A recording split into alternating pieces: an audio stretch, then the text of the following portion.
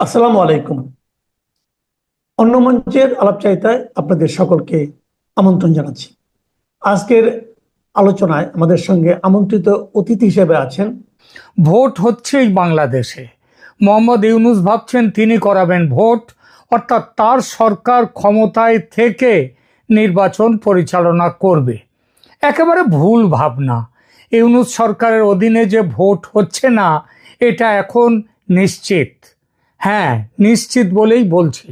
Vote হবে caretaker সরকারের অধীনে, এবং সেই সরকার শাসনভার হাতে নেয়ার আগেই চলে যেতে হবে ডক্টর মোহাম্মদ ইউনূসকে। এই বিষয়ে ট্রাম্প সাহেবও চূড়ান্ত সিদ্ধান্ত নিয়ে ফেলেছেন। সেই সিদ্ধান্তের কথা মার্কিন পররাষ্ট্রমন্ত্রী মার্কো রুবিও জানিয়ে দিয়েছেন ভারতের পররাষ্ট্রমন্ত্রী এস জয়শঙ্করকে। আর যে মোহাম্মদ ইউনূসকে যে আমেরিকার প্রশাসন আর কোনো গুরুত্বই দিচ্ছে না, সেটাও প্রমাণ হয়ে গেল যে পাকিস্তানের প্রধানমন্ত্রী শাহবাজ শরীফ এবং আসিম মুনির জেনারেল ফিল্ড মার্শাল তার সঙ্গে 1 ঘন্টা 20 মিনিট বৈঠক করেছেন হোয়াইট হাউসে বসে president Trump, vice president JD Vance, Marco Rubio, তারা মার্কিন পররাষ্ট্রমন্ত্রী মার্কো রুবিও। তো কিন্তু ইউনূসের সাথে 1 মিনিটের জন্যে তারা দেখা করেননি, এবং তারা ইউনূসকে সময়ই দেননি। ইউনূস নিজে চেষ্টা করেছেন, তার যে লবিং ফার্ম তারা চেষ্টা করেছে, তাতেও কোনো রকম ডাল গলেনি। জাতিসংঘের সাধারণ পরিষদের বৈঠকের সাইডলাইনে যখন মার্কো রুবিও এবং ভারতের এস জয়শঙ্করের দেখা হয়েছিল, তখনই জয়শঙ্করকে মার্কো রুবিও মার্কিন প্রশাসনের কথা বলে দেন। এই বৈঠকে এই সিদ্ধান্ত হয়েছিল যে বাংলাদেশের গণতান্ত্রিক উত্তরণের পথে আমেরিকা ভারতের সঙ্গে হাত মিলিয়ে কাজ করবে। আমেরিকার এ বিষয়ে বক্তব্য হলো, মার্কিন যুক্তরাষ্ট্র স্পষ্টভাবে এবং ধারাবাহিকভাবে বাংলাদেশে অন্তর্ভুক্তিমূলক গণতান্ত্রিক এবং ন্যায়সঙ্গত নির্বাচনের পক্ষে বক্তব্য দিয়েছে। সকল বাংলাদেশির জন্য একটি অন্তর্ভুক্তিমূলক, অর্থাৎ সব দলকে নিয়ে ভবিষ্যৎ নিশ্চিত করার গুরুত্বের ওপর জোর দিয়ে এসেছে আমেরিকা। এই অবস্থান শেখ হাসিনার আমল থেকে শুরু করে বর্তমান অন্তর্বর্তীকালীন সরকার পর্যন্ত ধারাবাহিক রয়েছে। মাঝখানে এমন একটি ভাবনা দানা বেঁধেছিল যে শেখ হাসিনার পতন ঘটেছে যে আমেরিকার চক্রান্তে, সেই সরকারকে বাইরে রেখে, মানে শেখ হাসিনার সরকারকে বাইরে, সরকার নয় তার দলকে, শেখ হাসিনাকে বাইরে রেখে ভোট করাতে চায় আমেরিকা। কিন্তু বর্তমানে আন্তর্জাতিক চাপ এতটাই প্রবল যে অন্তর্ভুক্তিমূলক নির্বাচনের পক্ষে আসতে হয়েছে মার্কিন যুক্তরাষ্ট্রকে, এবং মার্কো রুবিও সেটা স্পষ্ট করে জানিয়ে দিয়েছেন জয়শঙ্করকে। আর বাংলাদেশের ভোট নিয়ে ভারতের যে অবস্থান সেটা তো স্পষ্ট। Free, fair and inclusive election বা মুক্ত, স্বচ্ছ, সমস্ত দলের অংশগ্রহণে একটি নিরপেক্ষ নির্বাচন চায় ভারত। এরকম নির্বাচন কখনো ইউনূসের মতো একজন দলীয় শাসকের অধীনে হতে পারে না। সুতরাং ভোট ঘোষণার আগে ইউনূসকে চলে যেতে হবে, এবং যেতেই হবে। আন্তর্জাতিক গণমাধ্যমের প্রতিবেদন অনুযায়ী 2026 সালের ফেব্রুয়ারিতে নির্বাচন অনুষ্ঠানের ঘোষণা সত্ত্বেও নির্বাচন কমিশন যে চুপ রয়েছে, কিছু বলছে না, তার পেছনে এটাও একটা কারণ। ইউনূস সরকার কবে যাবেন? ইউনূস সরকারের টিকে থাকার বিষয়ে তাই ক্রমাগত সন্দেহ দেখা দিচ্ছে। আন্তর্জাতিক গণমাধ্যমের বিশ্লেষণ অনুযায়ী ইউনূসের নিরপেক্ষতা নিয়ে গুরুতর প্রশ্ন উঠেছে। দ্য ডিপ্লোম্যাটের প্রতিবেদনে উল্লেখ করা হয়েছে যে এনসিপি বা ন্যাশনাল সিটিজেন পার্টি প্রকৃতপক্ষে ইউনূসের নিজের প্রতিষ্ঠিত রাজনৈতিক দল, যে জন্য এই দলকে কিংস পার্টি হিসেবে এখন পরিচিত। এই দলটি যে শুধুমাত্র 3 মাসের পুরনো এবং সারা দেশে এর মাত্র 1 ডজনেরও কম কমিটি রয়েছে, তবুও এর প্রত্যক্ষ ও বিশেষ সুবিধা মতো প্রবেশ অধিকার রয়েছে প্রধান উপদেষ্টা ও অন্যান্য উপদেষ্টাদের কাছে। সরকার চালাতে বড় ভূমিকা নিচ্ছে এই দল। আল জাজিরা এবং রয়টার্সের প্রতিবেদনে জানানো হয়েছে যে ইউনূস 2025 সালের মে মাসে পদত্যাগের কথা ভেবেছিলেন এবং বলেছিলেন। তিনি এনসিপি নেতাদের বলেছিলেন যে পরিস্থিতি এমন যে তিনি কাজ করতে পারছেন না, তাই বিদায় নিতে চান। সে কথা ফলাও করে প্রচারও করা হয় এই দলের পক্ষ থেকে।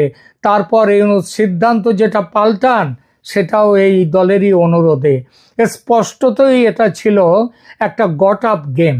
এবং একটা কথাই ক্রমে স্পষ্ট হয়ে উঠছে যে ইউনূস ক্ষমতা ছাড়তে চান না। আর এজন্যই আওয়ামী লীগের পদচ্যুত শেখ হাসিনা বলেছেন যে ইউনূসের অধীনে নির্বাচন কখনো নিরপেক্ষ হতে পারে না। বিবিসি এবং আল জাজিরার মতে সেনাবাহিনীর সাথে ইউনূস সাহেবের সরকারের সম্পর্ক ক্রমশ খারাপ হওয়াটাও ইউনূসের ক্ষমতা থেকে বিদায় নেওয়ার একটা বড় কারণ। শেখ হাসিনার সঙ্গে ফোন আলাপের পর থেকে সেনাপ্রধান জেনারেল ওয়াকারুজ্জামান আরও অ্যাক্টিভ হয়ে উঠেছেন। তিনি স্পষ্টভাবে বলেছেন যে নির্বাচন ডিসেম্বরের মধ্যে করতে হবে, আর ইউনূস চলে গেলে নির্বাচন কমিশন কিন্তু সেটাই করবে, অর্থাৎ ভোট এগিয়ে এনে ডিসেম্বরেই করে নিতে পারে ভোট। ইউনূস এবং ওয়াকারের ভেতরকার এই ঠান্ডা যুদ্ধ পরিস্থিতি ইউনূসের সরকারকে আরো নাজুক করে তুলেছে এবং ইউনূসের সরে যাওয়ার দাবি ক্রমেই জোরালো হচ্ছে এবং চলে তাকে যেতেই হবে এই অক্টোবরের মধ্যেই, যাতে ডিসেম্বরে ভোট করা যায়। এই দাবিকে প্রতিষ্ঠা দিচ্ছে কেয়ারটেকার সরকার ব্যবস্থা নিয়ে বাংলাদেশের রাজনৈতিক দলগুলির অবস্থান।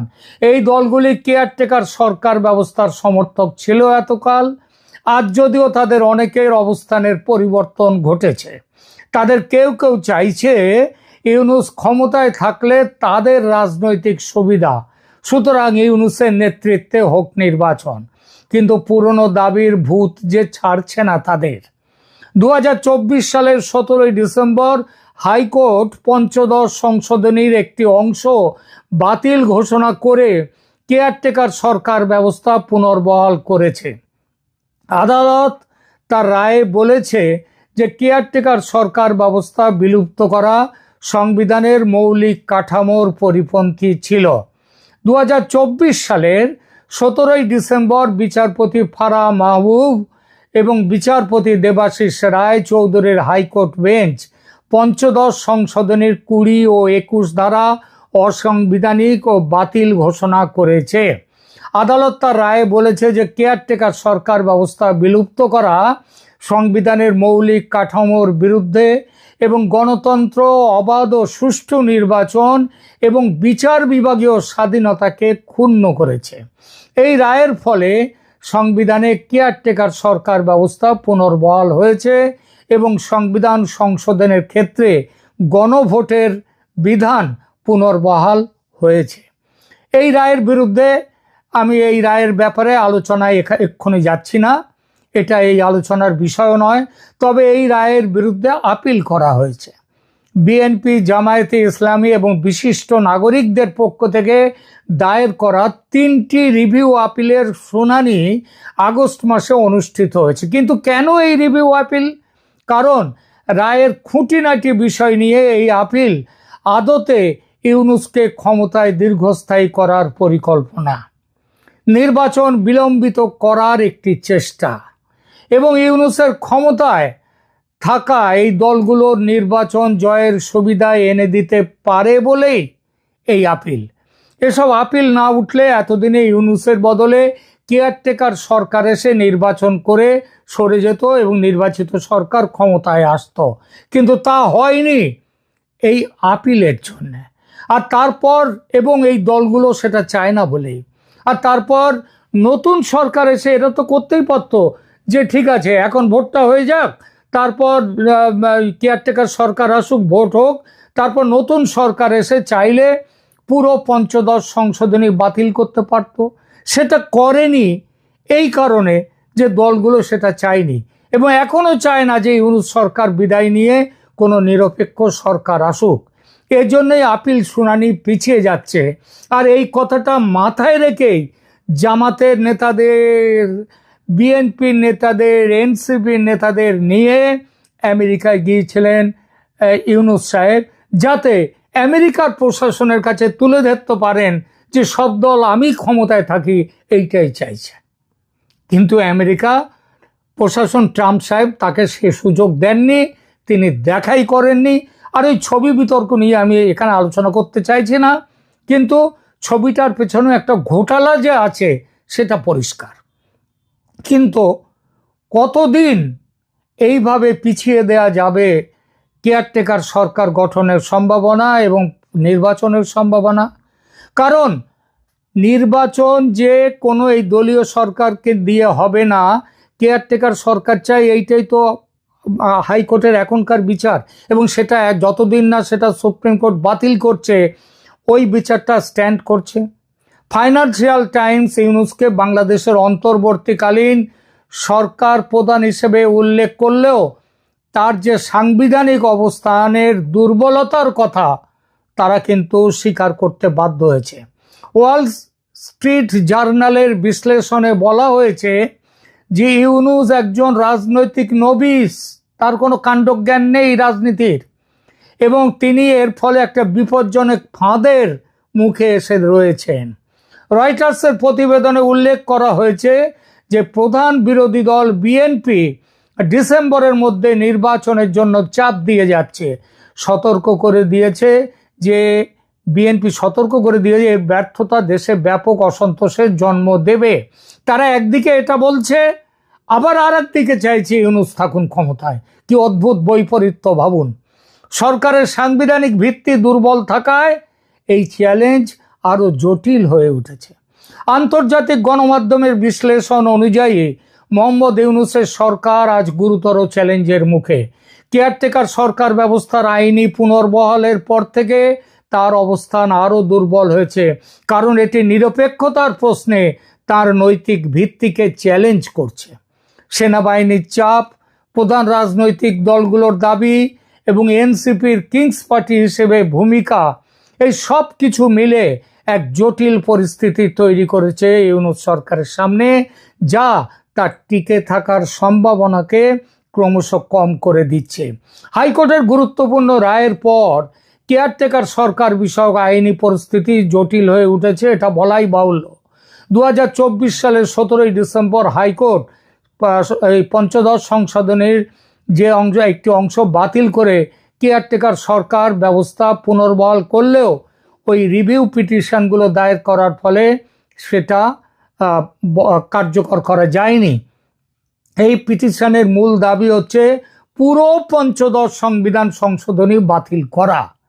সেটা পরেও করা যেতেও, কিন্তু এই দাবির প্রধান রাজনৈতিক কারণগুলো ছিল নির্বাচনে নিরপেক্ষতা, তাহলে এর দ্বারা প্রতিষ্ঠিত হবে কেয়ারটেকার সরকার এলে।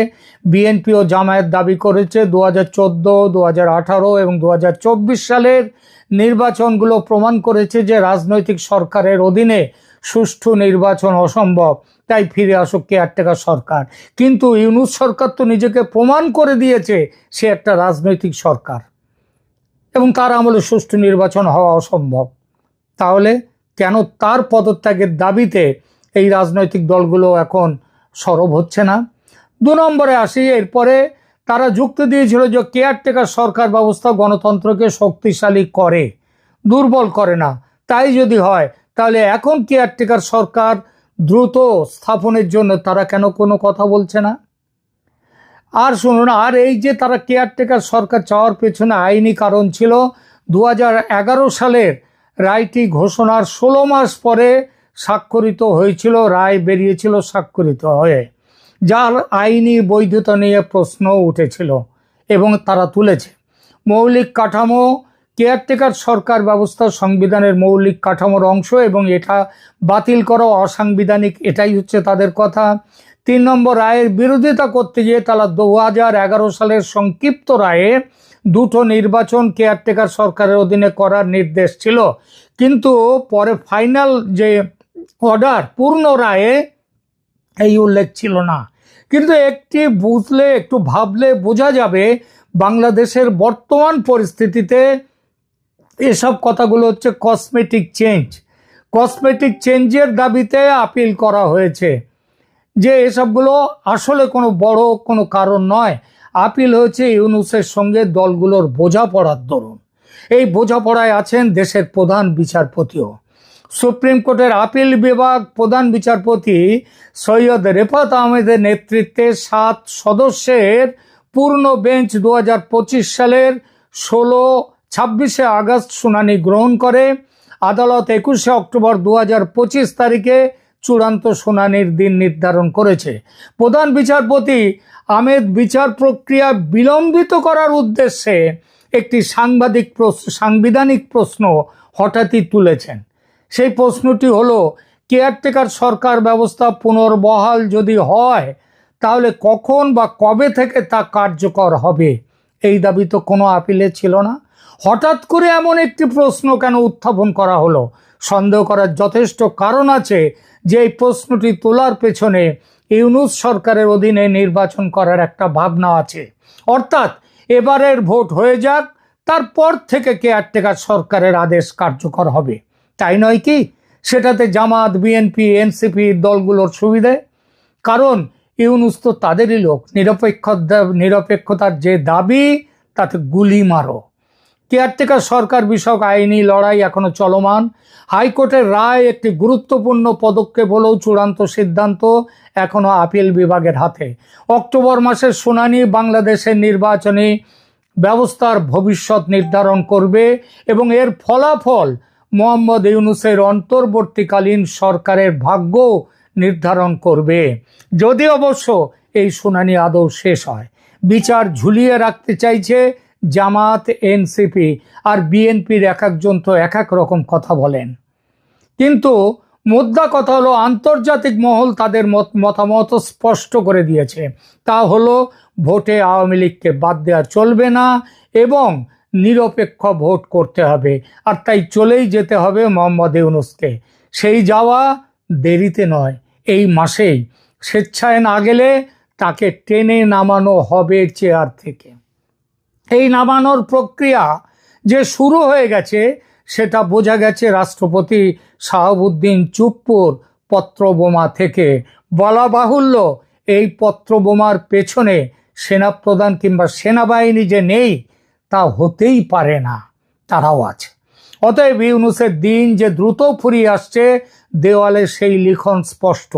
ইউনূস সাহেব দেওয়ালের লিখন পড়তে পারলে ভালো, না পারলে হয়তো দেশেই সারা জীবন কাটাতে হবে, আর সেটা অন্ধকার কারাকক্ষেই তার থাকার সম্ভাবনা। কারণ কম অপরাধ তো তিনি করেননি। এখনকার মতো এখানেই রাখছি। ধন্যবাদ।